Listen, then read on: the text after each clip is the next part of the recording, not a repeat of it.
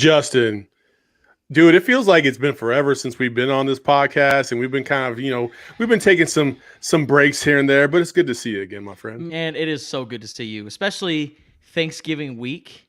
I'm excited for the upcoming holiday. I know it's a little different this time of year and how we spend it, but man, I'm thankful for you. I know we're going to have some sentimental moments towards the end of the show, but I just want to let you know that I'm thankful for you. And I also want to let you know, while you had your eyes glued to the Cardinals-Seahawks game a week ago, okay, I was watching the versus battle with Gucci and Jeezy, and it was fantastic. And our guest that we have coming up here, he's not only an insider in the NBA, but he's also a hip-hop historian, and I want to get his take on that. So, I also want to just rewind. Our guest today is Scoop B, and he was one of the first people to come on to the Total BS podcast when we first started.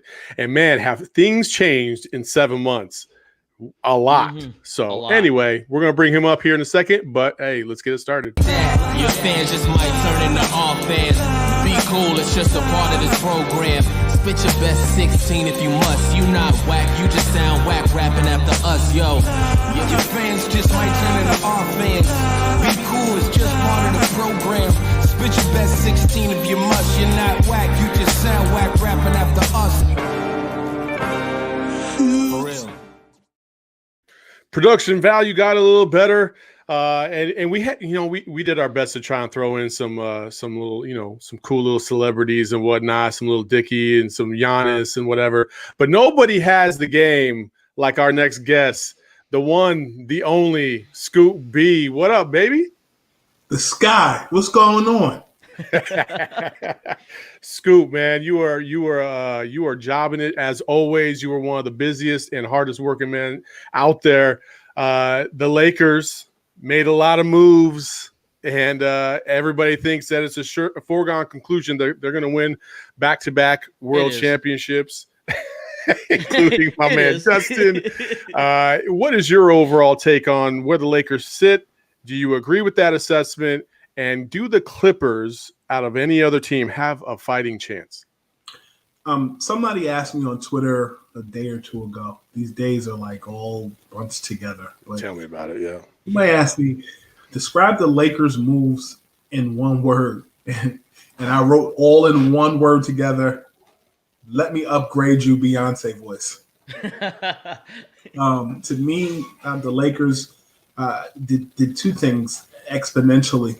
One, Dwight Howard got his championship. He solidified himself. If there were any questions about him being a Hall of Famer, I actually think Philadelphia is a great spot for him.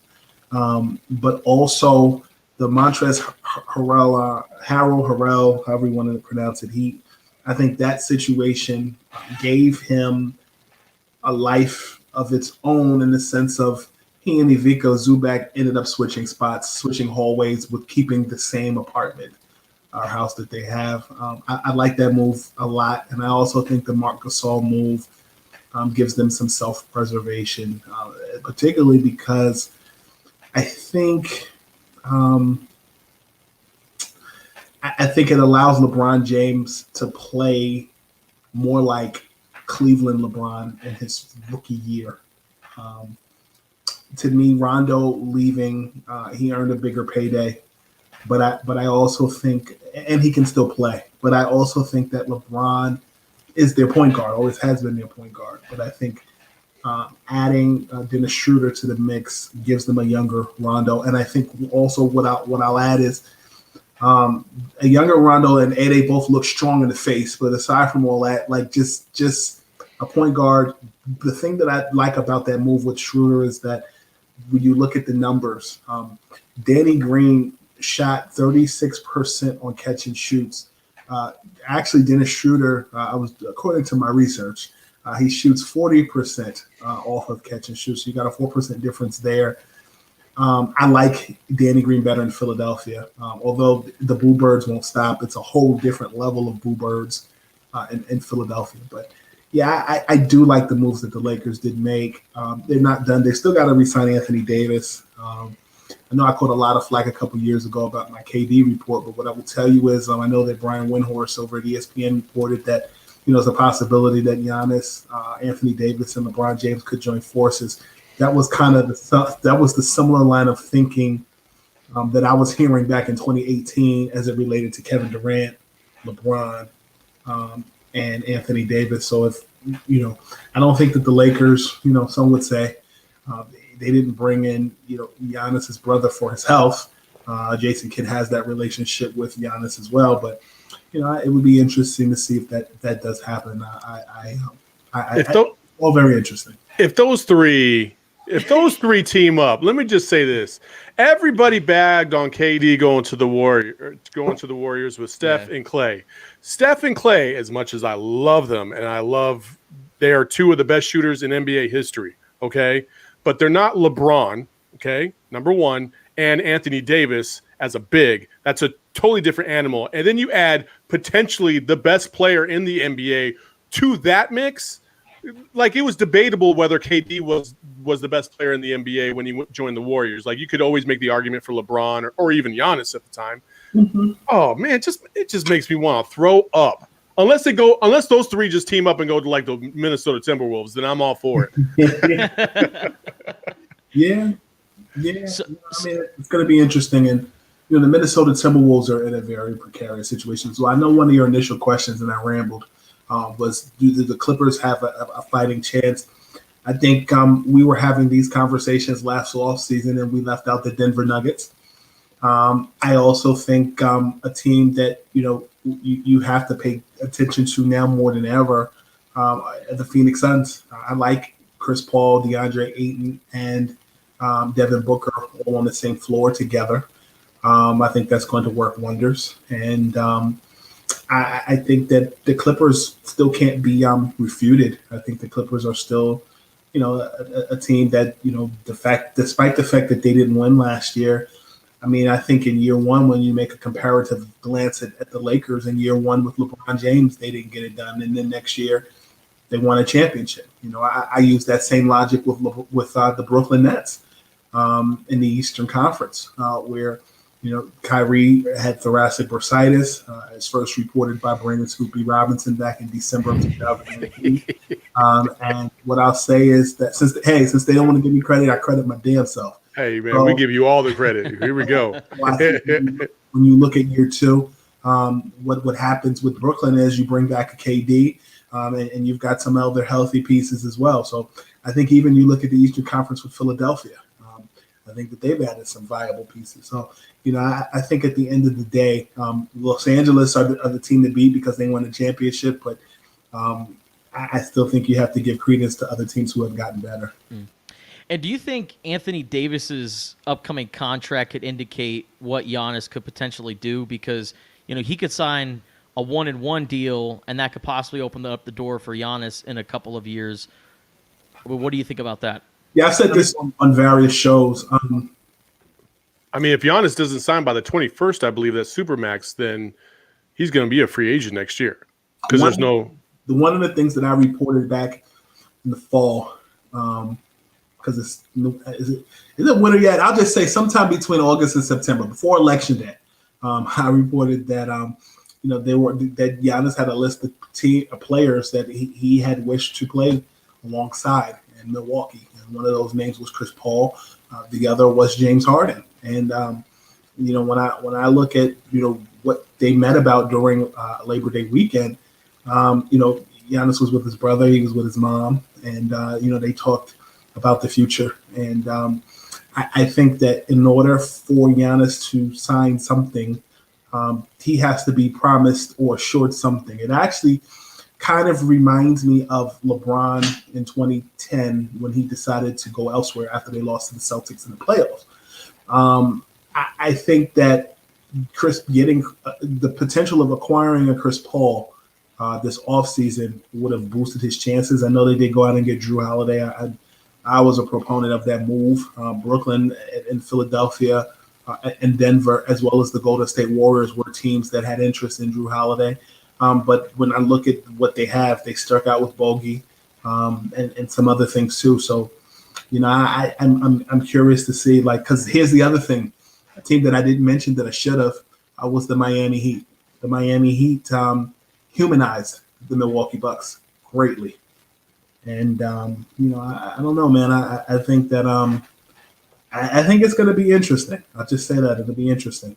Do you think there's any shot? I mean, I know everybody talks about Harden going to the Nets, but is there any shot that that James Harden might find his way over to Milwaukee?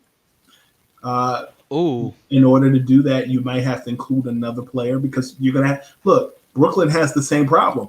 If you're gonna get someone of James Harden's magnitude, you're gonna have to give up a star player, right? Yeah. So, and I'm trying to get out of the habit of saying right, because everybody says that, and it's a habit I'm trying to break. But I feel as though Milwaukee is in a similar situation that Philadelphia was in as it relates to Al Horford's contract, Chris Middleton's contract. They paid a lot. The difference is Middleton is younger, if I'm not mistaken. And Middleton helped carry Milwaukee some when Giannis got hurt in the playoffs. So I think there are some differences there. I don't know. I think you bring up a good point, or your line of questioning is valid. I don't have an answer. I've never thought about it. I've never thought about it, to be honest with you. And you kind of didn't hit on it, but you kind of danced around it for a second, and it kind of made me think like, oh man, that's a team that nobody's really even talked about. Would they have the assets? I mean, if they gave up the farm, outside of maybe Middleton and Giannis and Drew, I mean, that would be a formidable foursome right there if Harden were to join that, because each one does something differently. And that's why I think Harden going to the Nets doesn't necessarily mesh well, because all three players need the ball in their hands to some degree, where when you go to Milwaukee, not so much the case. So what's your Instagram? Is it sbookman32? Yes, sir. Cool. I'm tagging you or something now. In answer to your question, I think that when you look at the Nets and when you look at what they bring to the table, I think people said the same thing about the Miami Heat in 2010. They couldn't fathom how LeBron James, Chris Bosh, and Dwayne Wade could all share the ball and do what they needed to do. And they refuted that by winning 2 NBA championships. But those are different players, though. Yeah. Different style of players. It did, but people thought that Wade and LeBron were more similar. And I refute that they're different. Yeah. And when I look at Bosh, if I'm not mistaken, Bosh averaged 20 and 10 the year before he came to Miami. So those are guys who are still putting up stats who need the ball in their hand. True. I think when you look at Kyrie and you look at James Harden, those guys are primary ball handlers in the systems that they've come from in some respects. You look at Kyrie this season, put on magical performances for Brooklyn before he ended up sitting out the rest of the season. You look at James Harden; he is the de facto point guard in the Houston Rockets system, and then people realize of how great of a ball handler he was in Oklahoma, playing alongside Kevin Durant and Russell Westbrook. Russell, who is a point guard by position, but I'll say this: good players know how to adjust. Those guys have played on Team USA basketball. I'm sure you've seen situations in open gym, even when you were in high school, where guys who could handle the ball, they shift over to the 2 or the 3, and they can still get their shots and they can score. I mean, you've seen it in situations in Cleveland with Kyrie and LeBron, where it didn't really matter who handled the ball as long as the ball got up there and they scored. Kyrie hit a clutch 3-pointer against the Golden State Warriors in the NBA Finals. They ended up winning, Game 7 being down 1-3. But I also think that the greats now to figure out. What I didn't mention is Kevin Durant is not a ball handler, although he can play, point forward at certain roles in the game. He's just a pure scorer.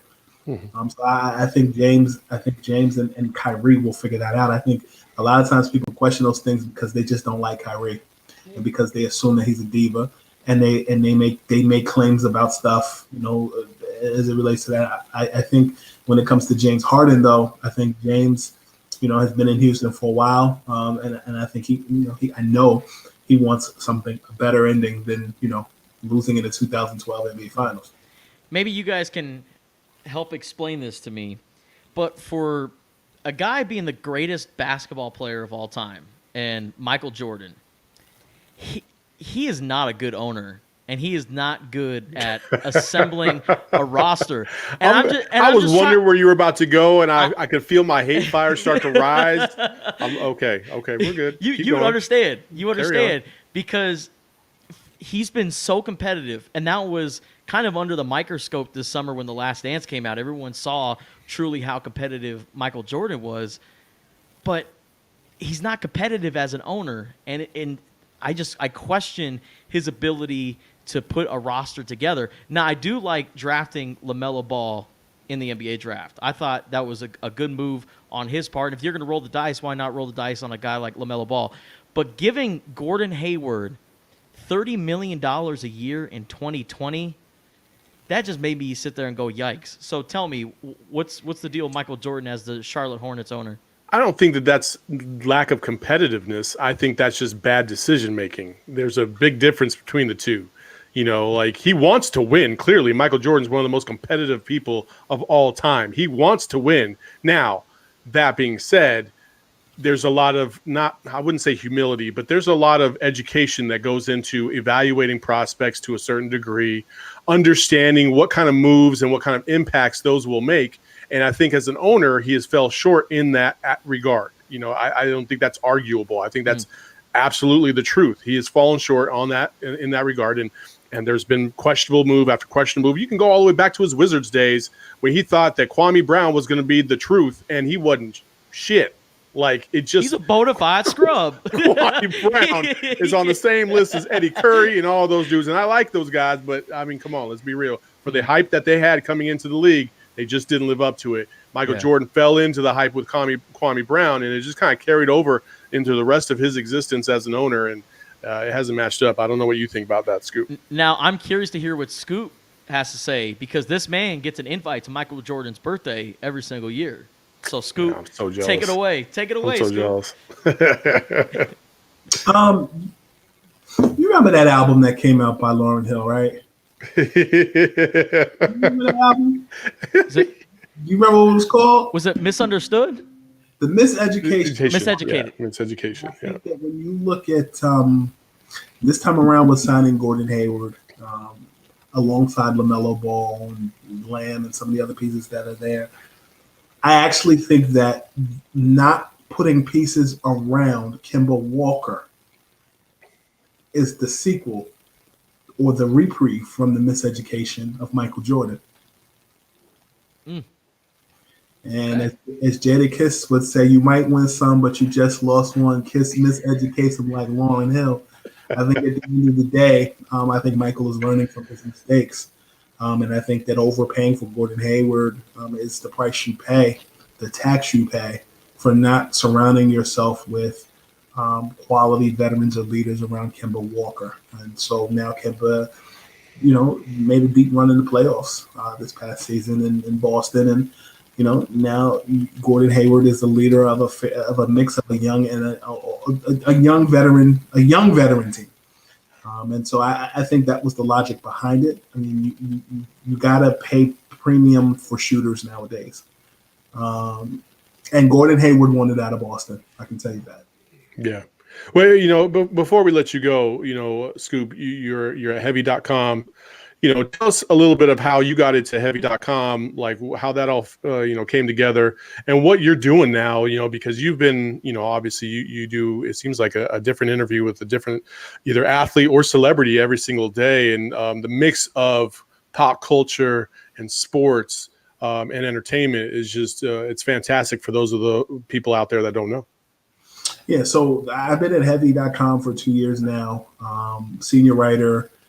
Kind of came together after me just saying out loud what players and agents were telling me. Like, I've had relationships with people for a long time. Kind of, I don't know if late bloom or blooming at the right time, but what ended up happening was that report that I did have about KD, was on TV, it was on radio, it was on podcasting, it was in articles, and I think that's partially why the internet, some of them hate me, but I think that what ended up happening was just that report blew up, and Heavy ran with it, and I reached out to the guy who wrote the article. Yo, y'all hiring? And they put me all the way up at the top. And within a week or two, I was in it heavy. And what I could share with you was that I actually told KD that story at a Jordan party, and he laughed about it. And he was like, he looked at me and he goes, "You're welcome."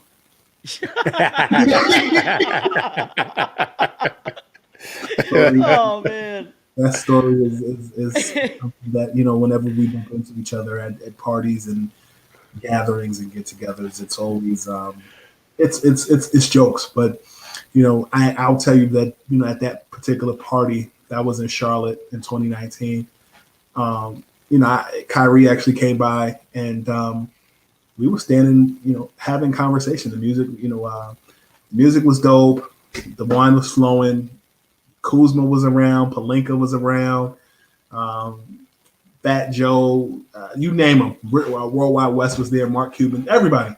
And, that was when I kind of got the clue in that those two guys were a package deal. So you asked me about Heavy.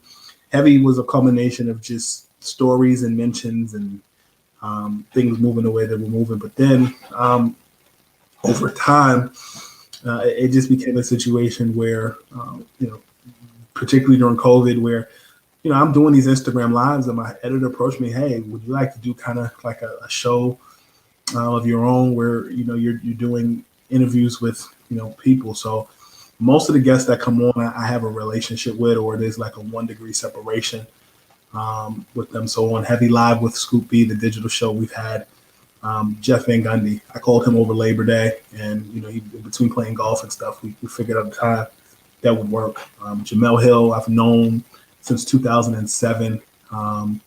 We met when I was in college, and she was living in Orlando. She was at a conference speaking. Woody Page was there, Bill Plaschke. We've had Jay Williams from ESPN, Stephon Marbury. He and I are technically cousins. So Sebastian Telfair is his cousin.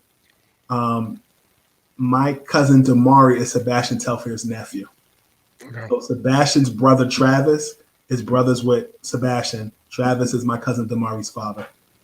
And I knew Stephon from when he played for the Nets when I was a kid. So that was a reintroduction. My buddy Eric, reconnected us, and we talk often. And I've had anybody from Carl Crawford to baseball player who talked about Megan Stallion. So, Heavy Live with Scoop B really has just been great for COVID, because it's given people conversational pieces. Had Isaiah Thomas on. He grew up down the street from my stepfather in Chicago. So really and truly, it's just been a combination of just different things. I've been there for 2 years. And, Scoop B Radio has been moving since 2016. So been having fun with it. My journey, for those who aren't familiar with me, started at 12 years old, had a radio show with the Nets called Nets Lemon Planet. Had it when I was a kid. And, this was during the John Calipari era, where he was the coach and vice president of basketball operations. And, I kind of been around this thing for a long time. And, my foundations with it began working in my family's shoe store and sneaker store in Harlem on 125th Street. So I've been around celebrities most of my life. You see celebrities, buying shoes. Mike Tyson, the Wayans brothers, Dizzy Gillespie, Clyde Drexler and Hakeem Olajuwon, and Dominique Wilkins would have sneaker releases in the store. So I'm blessed to have been in the positions I'm in, and here I am now. There you go. Shoot, man. Well, obviously, That's we a hell of a life. Just seriously, I must have missed the part of my mail where I missed the invite to the Jordan party. So I don't know what happened. It must have got lost somewhere out there. This is what happened. I've only been invited to the Jordan party once. But that's all you need, man. But I've been twice. The first time I went was in Bel Air in 2018. So we have time. I don't want to monopolize your show. No, you're good. You're good. Okay, so what happened was All-Star Weekend was in LA in 2018. Kenny Smith invites me to his party every year. Kenny Smith, family friend, known him. My family know him when he was in high school. and he sent me an invite to his party. It was at Paramount Theater. Paramount had a certain number of people who could go in, and then if you exceeded that limit, the fire marshal shut it down. So you're like at the gate. I'm standing in line with my people, like my boy Eric, my homegirl Marcia, and a bunch of other people. And Marcia had her friends. It was just a family affair. We're standing at the gate. I'm standing at the gate behind like Steve Francis, Rod Strickland, and they got to stand in line and wait. All of a sudden, they're like, no, nobody else is in. So I'm standing there. Standing behind me is Dr. J's right hand man. I know him from years past. He knows me. I know him. Dr. J is standing outside. He's in his car coming out. Somebody at the gate is letting Dr. J in. And Dr. J's right hand goes, come on, B. I go, all right, bet. And I told my boy Eric, yo, come on. He goes, yo, Brandon, shut up. As soon as I said, come on, the guy goes, no, you can't go. He gave me a look like, well, MF, I told you, just come on, right? But I'm going to tell you how my guy works. So I'm standing outside having a conversation with Rod Strickland. I'm introducing myself. Rod knew my uncle. Rod, as you know, is Kyrie Irving's godfather. And we know my family knows his family from Uptown. So we're having a conversation. We're talking. Yo, take my number. Call me anytime. I make a call to somebody. And basically, they're like, yo, come to this party. They give me an address. Me and my people, we drive to this address. It's at a high school. It's in Bel Air. So we're in LA. It's a high. So when I hear Bel Air, I think Fresh Prince. We drive to this high school in Bel Air. There's sprinters that are in the parking lot. And they say, they didn't want to give up the address. So they tell you to park your car there. We get in a sprinter. We drive up this hill. Like we go up this hill, like nothing but mansions, right? So we get out, we gotta walk up. We walk up. It's literally like bomb sniffing dogs in front of the house. Damn. I walk up there. I see Stephen A. He's texting my phone. I'm like, what's up, G? Yo, what's up, young fella? Like we're having a conversation back and forth. I'm like, nothing. I'm trying to get in this damn party. He goes, me too. So I make a call. That sounds like Stephen A. I make a call. One of Kyrie's friends comes to the door. While we're standing at the door and people are checking lists, the rapper Twista comes out. He's going outside. He's getting in a sprinter with his people. The next day, I'm at Staples Center, and I'm reading on TMZ. He got in trouble for whooping somebody's ass in the sprinter that he was getting ready to get in when I saw him walk out the door. Oh, my gosh. So what happens is, at the door, waiting to get in the front door, it's people on the inside trying to get out. My guy comes and gets me. He grabs me, and all my friends grab my arm, and he goes, come on, let's go. And we all get in. Nobody's checking the list or nothing. The minute we get inside, who do I see first? Kyrie Irving. B, what's up? What up, Kai? Take a picture. It's food there. There's a backdrop. You remember that episode of Fresh Prince when Will Smith is like, somebody had a question? Yo, let me ask my boy Heavy D, what you think about this? Then he goes, let me ask my friend Bo Jackson. Well, literally, it was a who's who in that damn mansion. Bro, it was a mansion. On one side, you see Ronnie 2K. You see Fat Joe, Karl Anthony Towns. Bro, I met Stevie Wonder at the Jordan party while I was getting some fondue. Then look. You go in, and there's there's a whole story with Stevie. I'll tell you about that in a minute. But then there's a room, like think of Jetsons. There's like a room that has like this conveyor belt with different dishes that are just sliding down the whole night. So you might see like one dish, it's like lamb chops, mashed potatoes, right? Then the next one will be like chicken fingers, French fries, or chicken fingers, sweet potato fries. Like I've never seen no shit like that in my life. In the fondue station, it's like endless chocolate coming down, right? That's the outside. Now, the thing that sucked was the mansion was huge, but it only had 2 bathrooms. Ooh, no. So you're like inside, outside, inside, outside. You walk in one room, Carl Towns is standing there. So you like, what up, boy? He's like, yeah, I heard you played in that game. So we're having a conversation about something that happened in Jersey that his dad told him. Because his dad, I played in this game and his dad coached, and it was hilarious. then like you're like in another room and you're like looking at the skyline of LA. And this was my first time ever being in LA. I'd never been to LA in my life. Oh my so like goodness. all this is going on. This is the first time I'm talking to Kimber Walker about something that ended up being a conversation on the red carpet somewhere else.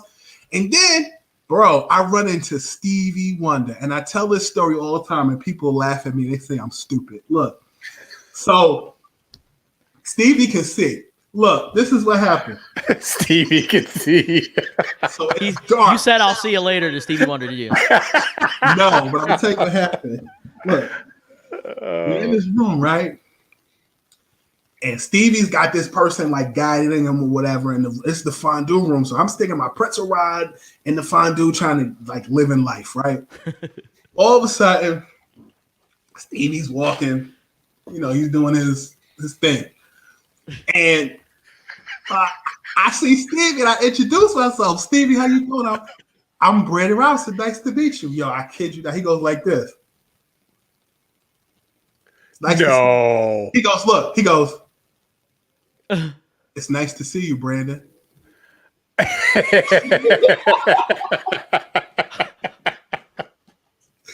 No. Story all the time. People crack up. Yo, Stevie Wonder is hilarious. It doesn't realize how hilarious. Oh my goodness. Like I've never been to anything like that in my life. Oh my gosh, man! Hey, that was those are a couple awesome stories, man. First time in LA. He this got dude the goes to a best mansion. treatment. The first time I was in LA, I almost got shot on the street when I was 9. Like, come on, man! This is two totally different experiences right now, man. But Jeez. The one and only Scoop B Robinson joining us on the Total BS podcast, brother. Thank you so much for joining us tonight, That was man. awesome. Thank you for the opportunity to be myself. That's going to be in my book. Y'all heard it first. Until next time, my friend, we'll see you. You the man, Scoop. Scoop B joining us on the Total BS podcast, man. My man is a trip, man. There is never a dull moment when he's telling a story because it's so intricate, right? There's so many moving parts, and you can almost envision yourself in those scenarios, like, where would I be? What would I be doing? And when my man is at the fondue, I'm like, yeah, I would be there too. Just a whole bowl of it. Just let me get it all real quick. And then all of a sudden, Stevie Wonder is walking by you. What? Crazy, man. Oh, Crazy. man. His impression of Stevie Wonder walking. He's like, yeah, he's doing his whole thing. And he did it so perfectly. I don't think I've laughed that hard in a couple weeks, man. That was so great, man. Whew. Well, hey, moving on to other things. Oh man, college football, man. I'll tell you what, that thing is a disaster. And today ASU canceled their third game in a row. They only have 2 games left on the schedule, so why even play those? The Pac-12 started way too late, didn't give themselves enough time to even get involved in any kind of conversation when it comes to the college football playoff. College football playoff, I believe they announced their rankings. Do you have those, Justin? Yeah, it's Alabama, Ohio State, Clemson, and Notre Dame. Those are the 4. Last time that I checked. Yeah. Not a shocker. So I mean, you have your blue blood programs, and then on top of that, you have Cincinnati kind of on the outside looking in at number 7. Texas A&M's at number 5. Florida's at 6-1. I really like Florida quarterback Kyle Trask and the way he's playing. I have a Heisman vote. I've had one for the last couple years now, and I'm not going to tell you guys who I'm voting for, but he's definitely a guy that I'm really considering. And then you have an undefeated Northwestern. Georgia's still there. And then you have BYU at 9-0, and they're kind of pissed off. And I see a lot of people, trying to hype up BYU and why they should be in the college football playoff. And it's because they're 9-0, but the best team they've played is Boise State. I don't care.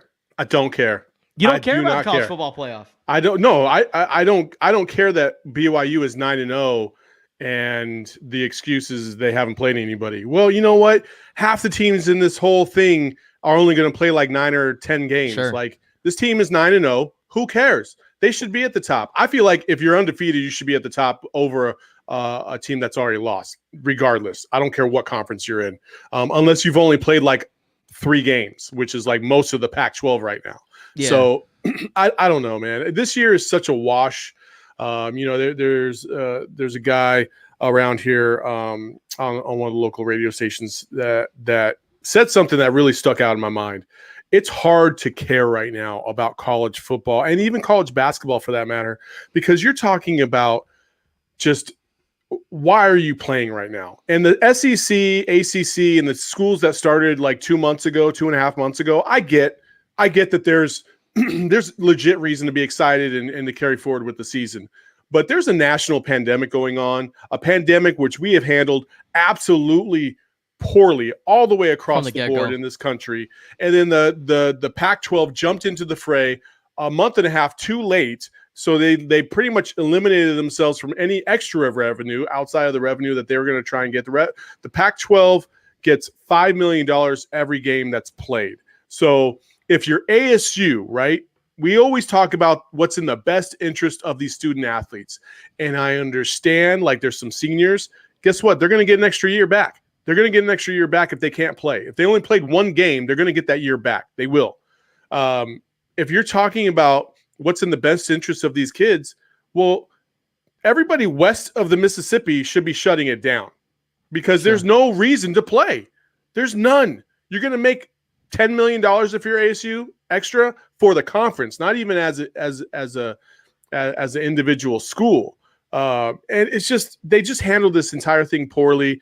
And then nationally, there's just so many things about COVID that we still don't understand. We don't understand the impact that it could have on some of these people long term, and to throw them out there 2 weeks recovered from COVID, like, oh man, everything about it just makes me sick to my stomach because it feels like it's a money grab. Sure. Going back to your point about the college football playoff and how undefeated teams should be at the top regardless of who they played, I wouldn't really go that route just because Clemson's only loss is by a point at another team who's in the college football playoff in Notre Dame. Sure. Meanwhile, BYU has played North Alabama, Louisiana Tech. Best team, like I said, Boise State. They played Army, Navy, just two terrible teams. But every year it's like that. Every year it's always an excuse for why another team can't play in the college football playoff. It could be because only the big boys are playing the big boys. Well, it's because only the big boys are playing the big boys. You know what I mean? Like nobody else ever has a chance. And I'd like to see another team have a chance for once. I don't care. Like this year, you might honestly, the NCAA should have expanded the football playoff anyway. Like it should be 18. Try it out. But no, we had to stick with 4 for God knows what reason. We had to stick with 4 this year because that's how it is. That's how it always is. It's just so stupid. So if the college football playoff expanded, would you be okay with the rest of the country playing? Because then it gives them something to play for. Not the Pac-12, but yes, everybody else. Okay. Because what are you going to do? Even if you go 6-0 in the Pac-12, does that mean you're better than an 8-1 team? No, and we have no idea. And they'd still put like a 10-0 BYU or a 10-0 Cincinnati team or whatever the record is above the Pac-12. Like the way the college football playoff rankings came out today, it essentially gives Oregon no shot whatsoever because Oregon is the only chance. I know USC is also 3-0, but they're ranked number 18 and it's USC. They're not even close to being as talented as Oregon. All the other teams, I mean, with so few weeks left, it's going to be damn near impossible for Oregon to make that climb to compete for the college football playoff. So the Pac-12 is already out. But in terms of the college football season, you've already started it. Right? College basketball is a little different. And I think college basketball has been handled poorly because you have so many teams traveling cross-country right now. We're in the holiday season, so there's people mingling. There are going to be more get-togethers. College basketball season, we've already saw down here in Tucson, Arizona canceled their game against NAU. ASU, their opponent got canceled. And I have a little complaint about that. ASU is going to travel to this tournament, and they don't even know who their opponent is. Yeah. And that's the thing that bothers me the most is if you're an athletic department, why don't you think about the money that you are spending? Because you're already furloughing and laying off people left and right. And it's the case at universities across the country, but you're okay with sending your basketball team across country on a flight and then rolling the dice on a game. And if they don't have a game, they're going to spend money to come all the way back. It totally makes no sense how athletic departments are spending their money, but that's another case. I think that college football should continue with the season. College basketball, on the other hand, with Thanksgiving and the holidays, I mean, they really need to rethink this because, I mean, we're already at a point right now where Cal and Utah are playing a conference game and they're counting it as a non-conference game. What are we doing here? I don't get it. It makes no sense. And this is the problem with the NCAA right now. This is their own inner pandemic, okay? The NCAA has been so lackluster in being the sounding voice and creating a structure by which all teams have to live by, okay? They let all these individual conferences run their own show, and it's just been a complete mess all the way across the board. When the NCAA, if the NCAA is going to have the NADs to go out and punish teams and prevent them from playing in bowl games, in championships, and tournaments and whatnot because of infractions, then they should have the NADs to take everything, put it under one roof, and control everything from top to bottom themselves. But they don't. They don't care. They don't care about the students. They don't care about student athletes. They leave it up to these commissioners. The commissioners' bottom line is money. They have to make money. Otherwise, the other programs go away. Students lose jobs. Students lose, their athletics, and that's what we've seen across the board. Furloughs out the wazoo, all the way across the board. Meanwhile, you got Mississippi State firing a coach for $15 million. Like, college sports has gotten so frivolous with their activities when it comes to money that when everything kind of narrowed down and you had to hunker down and really narrow the budgets, athletic departments still operate as if they don't. Meanwhile, they are also cutting fat off of their the people who really make the program go day to day. Sure. You have people that have been busting their butt 60, 70, 80 hours a week to try and get money into the program, whether it be, donors or sales or ticket sales or whatever the case may be. And meanwhile, you just cut them like they were nothing, but you kept a coach or you promoted a coach or you fired a coach for $15 million, much of which that money definitely could have been used somewhere else. Yeah. And it's just college sports this year more than any other year has really just left me with a sour taste because it really, at the end of the day, they don't care. They don't care about you as a student athlete. They don't give one flying F about you. They don't care. They don't care. And if there's a coach out there who's in a program where it's seemingly meaningless to play football and you still trot your team out there to play, it's because, you know what? You don't care either. You talk a big game about trying to protect players and trying to make sure that, hey, I'm going to take care of your kids. And, at the end of the day, we're going to take care of these kids. But you have a pandemic and people are dying from this disease and we don't know what the long-term effects of this are. And I know I sound like I'm being conspiracy theorist or whatever, but at the end of the day, you have to do what's right for your own kids. My kid has diabetes. I don't know what happens if he gets it. I don't know what kind of ramifications are going to be, but I'll tell you what, I'm going to take every precaution to make sure that he doesn't get it if he can avoid it, because I don't want to see what could happen. And long-term effect, what if 10 years down the road, all of a sudden we have this slew of athletes who have heart conditions because of this COVID pandemic? Then what do you do? Sure. You know what I mean? So it's the NCAA, all these conferences, I feel like they've just been tackling this very irresponsibly. Do we absolutely need football right now? No, we don't. We don't. It's a nice luxury to have. It's a nice breakup on Saturdays. But when that Saturday starts to make me second guess whether or not the entertainment value of what I'm seeing is worth the health risk to these young individuals, and that's what I have to constantly question in my mind, it's not worth it. I don't want to watch it anymore, so I turn it off. I didn't watch one single college football game this past weekend at all. The only one I did was the University of Arizona, and that's because we have to do some programming with it. That's it. Because of a JOB. JOB. But there's a double-edged sword here. And when your point about how the NCAA and these higher ups, they don't care about the student athletes. Well, a lot of these conferences, remember, they wanted to shut down it until further notice. The Pac-12, they said, hey, no sports, period, until 2021. And they were following the Big Ten's lead. And then there was this... Should have stuck with it? There was this riff. Big Ten, Pac-12 are kind of on their own island. It's really the Big Ten's island. The Pac-12's just decided to go on it, right? Pac-12 again, follows everywhere where where the Big Ten goes.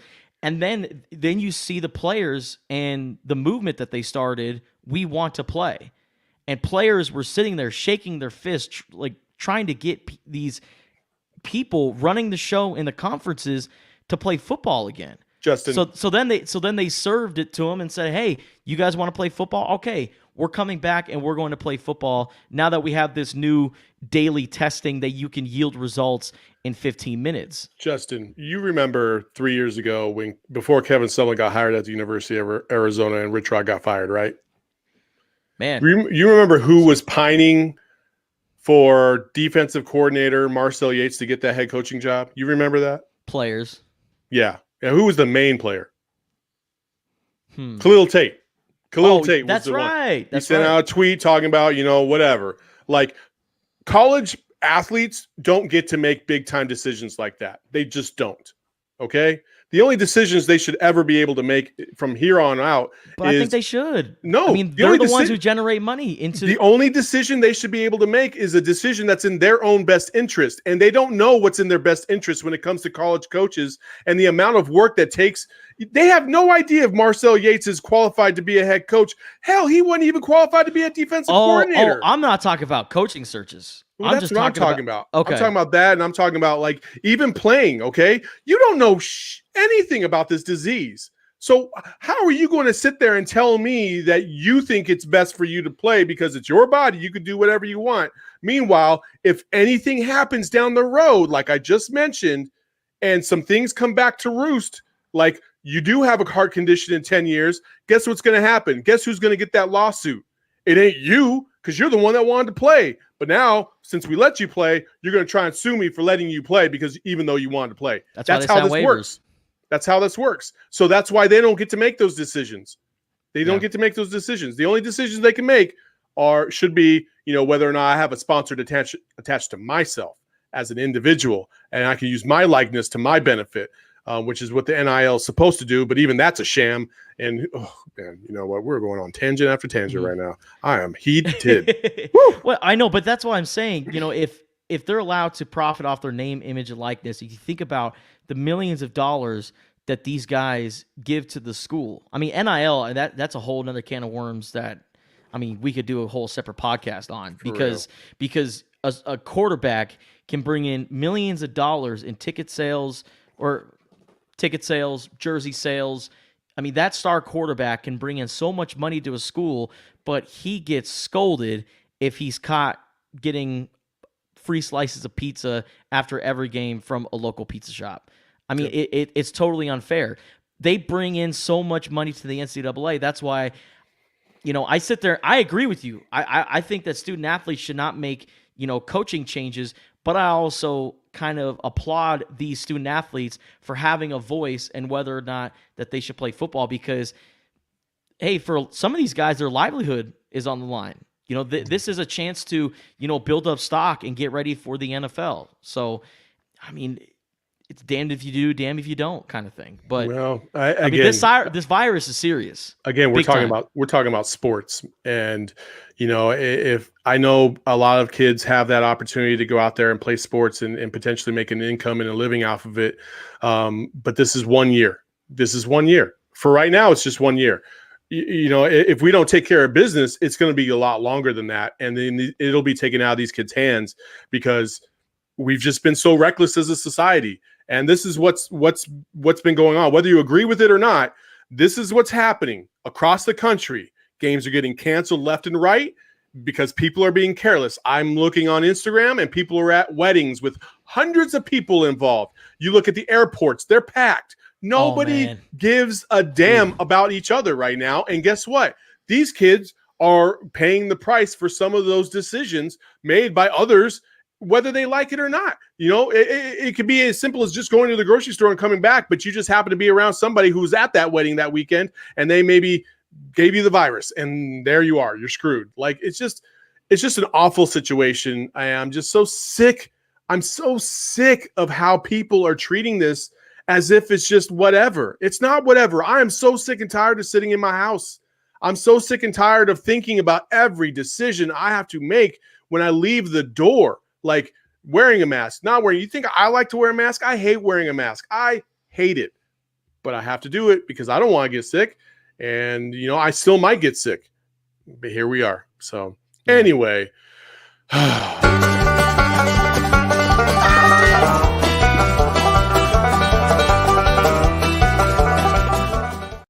what a transition. Wear a damn mask.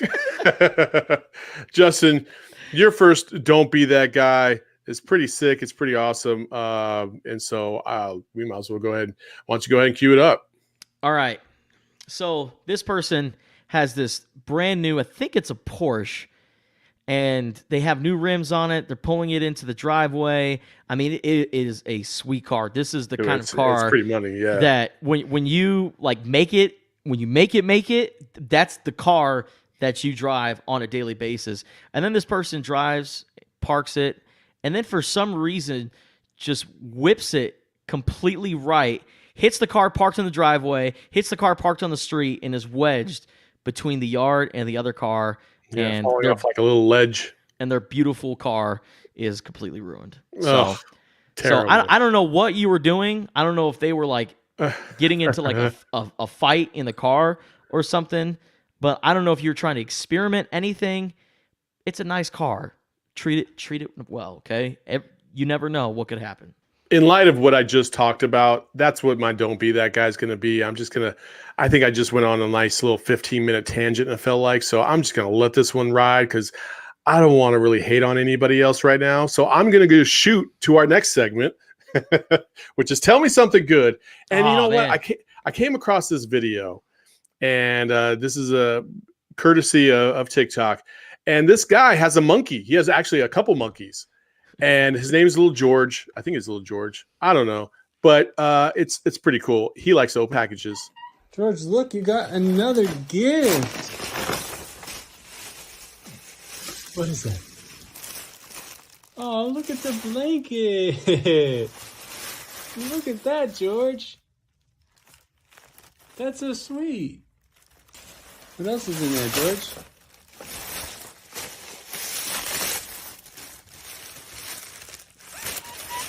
What is it? Fresh beets? Or belt? What is that? Beet chips? Oh, eat some. You already opened it. You like a new blanket, George? Oh, thank you. Thank you. Give me some. Hey, you can give me some? Are you going to give me a bite or no? Look at all you got, George. That's so sweet. I mean, That's awesome. isn't that just like some good old wholesome monkey fun? How can I get one? I mean, George, man, if I had a monkey, man, we'd just be having a blast all the time. It'd just be a trip. Yeah, I'd have an orangutan, I I don't want anything that's big enough to beat my ass now. Come on now. Oh, I'm just thinking of Grandma's boy. Teach the monkey karate. Oh my god! You can't speak like that when the tiger comes. Right? Why, dude? Why are you getting a tiger, dude? You can get past the dog. He's like, good point. All right, man. What's your Don't Be That? Or I'm sorry. Tell me something good. Well, I have one more. Don't be that guy, real quick. I just want to shame Patrick Mahomes because Patrick Mahomes went on a podcast and said that he puts ketchup on his turkey on Thanksgiving. And then he also said if there's ham available, you got to put some ketchup on that as well. Oh, he puts ketchup on steaks too. He's just gross. Every meat, this guy puts ketchup on it. And it's like, why do you do that? The only meat that should ever get ketchup, hamburger and or hot dog. But even I don't even put ketchup on hot dog. I put mustard. So ketchup is terrible on turkey, on steak, on whatever. I wonder if he puts it on fish. Do you think he does? On like salmon? I don't want to think. Oh God, I don't even want to think about that. That's gross. Oh. But Oh. anyways, All right. with Tell me Thanksgiving something coming good. up, that's my don't be that guy, Patrick Mahomes. My tell me something good is this garlic vendor who sells garlic, and this guy comes over, ask him, how much is it a pound? And he tells him, how much it is. And this old man has been selling garlic forever. I mean, this is his livelihood. This is how he makes money. And he's 90 years old.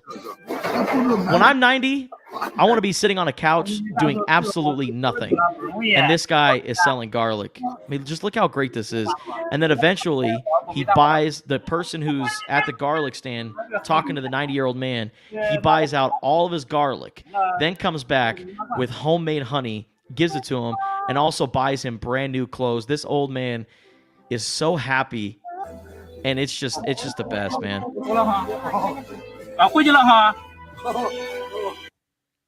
I mean, just awesome.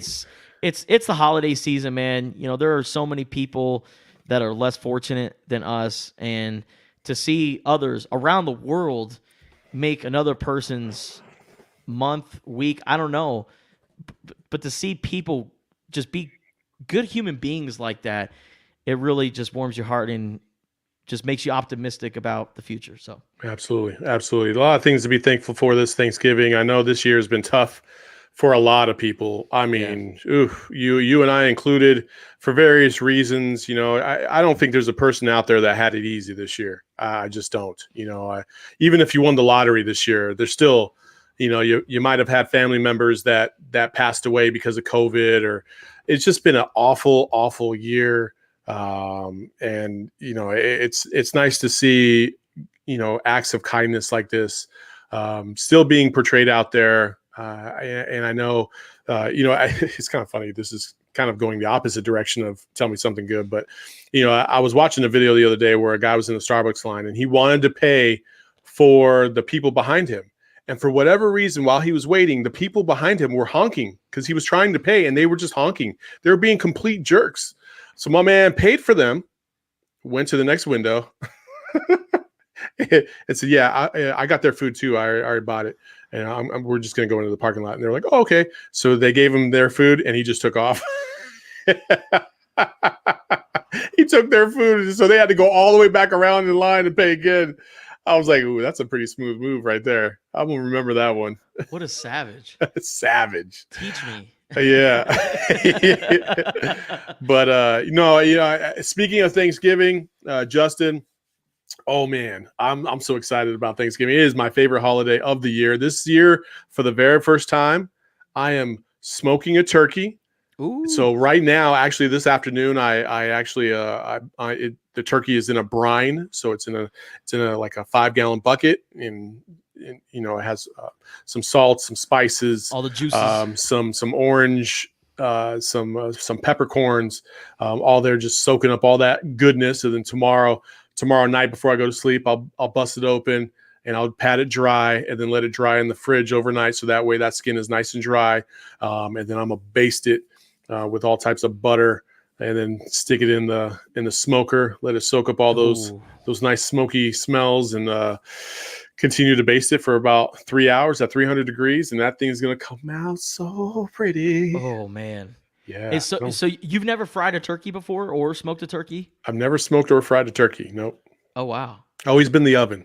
Always been the oven? Not this year. Yeah, we like to This year fry we it. We definitely use the fryer. And I'm just excited, man, because getting together with some family members, having some good food, watching some football, a year that hasn't been normal for any of us, it's just a little bit of normalcy. And my family that we're having Thanksgiving with, they're from New Mexico, so we don't use gravy. We use red chili for the mashed potatoes, for the stuffing and stuff like that, like a red chili sauce, gravy. I like it. Yes, so it's amazing. Thanksgiving is a big holiday in our household. Oh, yeah. And it just gives us, time to reflect on, people that we are thankful for. Like you said, this year has been brutal for anyone. You can ask anyone, and they're going to tell you that this year is for the birds. Like, Yeah. fuck this year. It could just go. Yep. But I'm also thankful because I still have my health. Yep. I still have, people that I love and care about. And this year gave us Total BS Podcast. It did. It gave us an opportunity for me to work with my best friend, a guy who, I've known for 4 or 5 years now. But 5 I feel years. But I feel 5 like years. I feel Wow. like I've known you for a lifetime. Yeah. Because you are just that great of a person, and you've had such a big impact on my life. It was funny. I was thinking about this last night when we were on the Bogey podcast with Matt Lively, and I was thinking about like you and I, our relationship, and it's like, man, you're so competitive and you're such an alpha dog.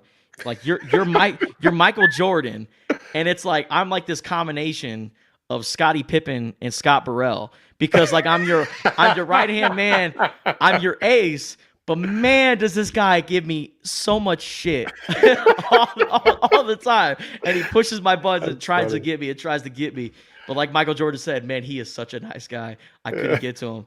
You get under my skin, but I love you, man. I appreciate you. Let's I'm not thankful for you. sugarcoat this so much. Now, let's not forget who was trying to get who yesterday with their whole Laker rant out of nowhere. Okay, so let's not like act like we're gonna play the victim here and then Sure. just kind of slide out and be out. No. I'm not letting you leave like that. No, honestly, there's a lot of things to be thankful for. I'm thankful, obviously, for my family and stuff like that. And you're right. When it comes to the Total BS podcast, it's been a blessing. Out of it's a silver lining in a very dark cloud of what is 2020. Yeah. I am hopeful for the future. I have showered you with praise and accolades because you're like a brother to me, and I don't know who else I would rather do this with than you.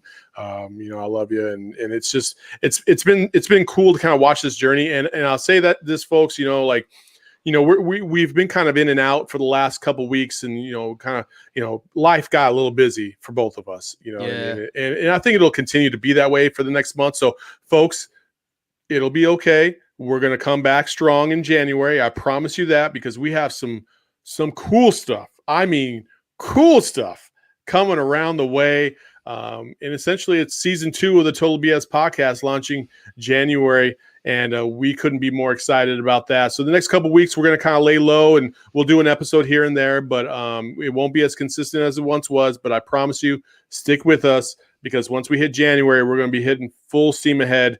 And I just think it's been so taxing, and the Total BS podcast was definitely something that helped us get through the week, something to kind of look forward to at the end of the week, especially considering there was really nothing going on sometimes. So I really looked forward to these, and it kind of kept me sane. And it was a hobby, and now it's become a passion. And this passion is led to several other opportunities and other podcasts and stuff like that, and which has been awesome. But man, you get to Thanksgiving, you're just like, man, I just need a break. You know what I mean? And so Thanksgiving and Christmas are definitely going to be those times to just kind of sit back, take your foot off the gas, and just reflect with the people around you that you love. And again, man, I couldn't be more thankful to have you in my life, bud. Thank you. So, And make sure you wear your stretchy pants on Thursday. Oh, for sure. All right, Justin, tell them where they can find us. Total BS Podcast. You can find us on Apple, Spotify, wherever you listen to podcasts. And for our live show, you can follow, subscribe, leave a comment, let us know what you think on YouTube, Twitch. We're also on Facebook, Twitter, Instagram. Anywhere that you could think you could find us, you'll find us. Search us at Total BS Podcast. Yeah, special thanks to Scoop B for coming on to the show today. He's a legend in the making for sure, man. And you know what? One of these times, Justin, you and I are going to be in one of those Bel Air parties with my man Scoop B, and it's going to be legendary. Eating it will be fondue legendary. with Stevie Wonder. That That's it, man. That's it. You know, we'll probably do one of those things where we just put our hand on the fondue and like try to measure it out into somebody else's mouth. You know what I mean? Like a champagne fountain or something like that. They do that at the strip club. So I don't know. I've never seen it, but I'm just saying. But no, in all honesty, thanks to him for joining us, and thank you for joining us or listening to us. If you're listening to us on the podcast, and until next time, we'll see you when we see you. Happy Peace. Thanksgiving. Your fans just might turn into all fans. Be cool, it's just a part of this program. Spit your best 16 if you must. You not whack, you just sound whack rapping after us, yo. Your fans just might turn into all fans. Be cool, it's just part of the program. Spit your best 16 if you must. You're not whack, you just sound whack rapping after